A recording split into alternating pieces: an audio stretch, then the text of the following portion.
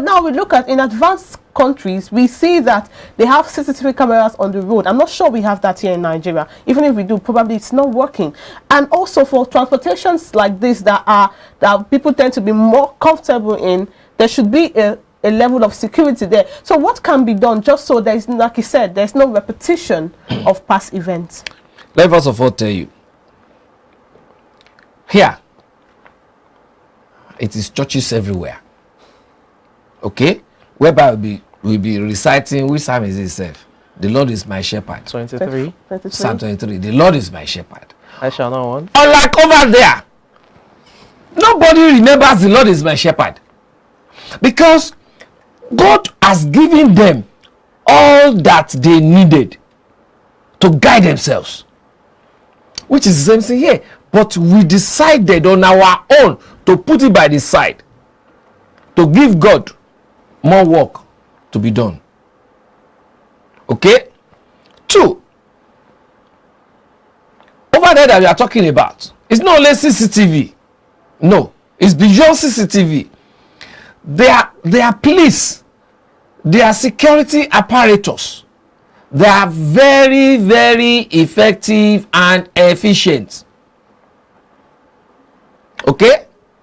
They are security apparatus. Very effective and efficient.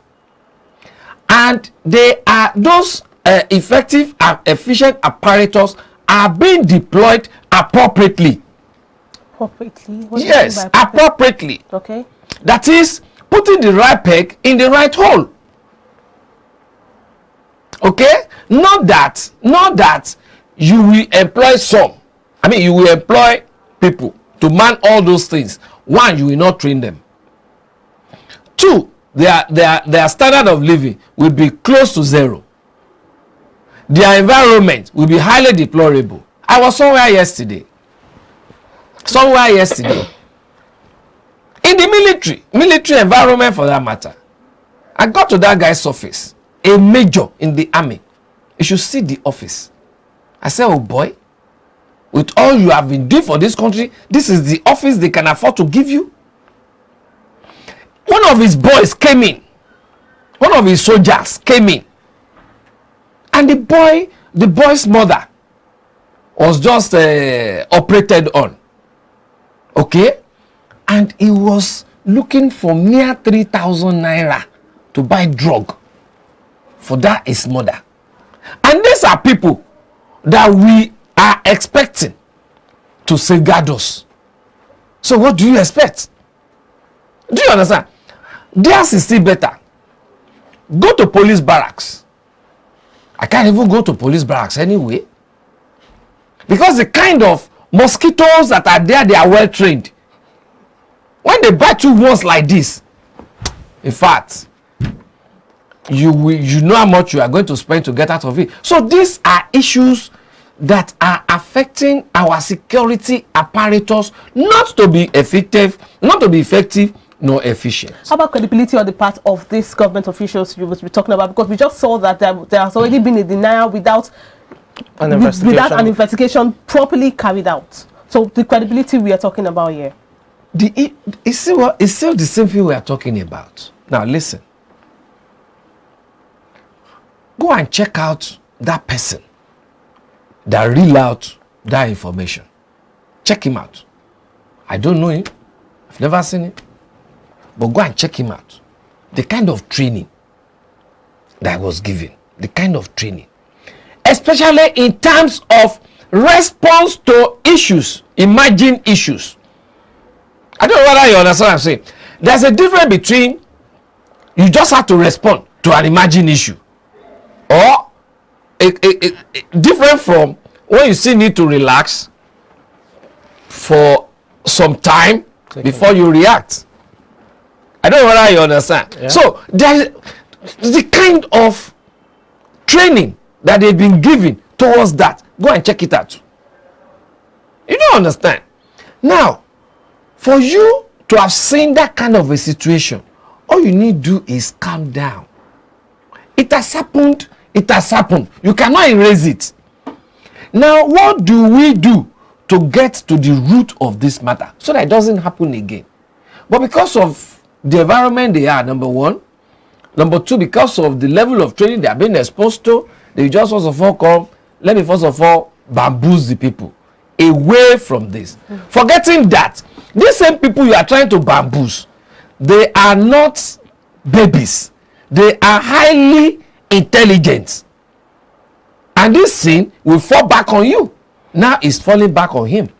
Let's take it back to, you know, the context itself. How do we ensure now, with regards to security, even within government-owned commercial buses? There were talks of, you mentioned One Chance and the rest of them.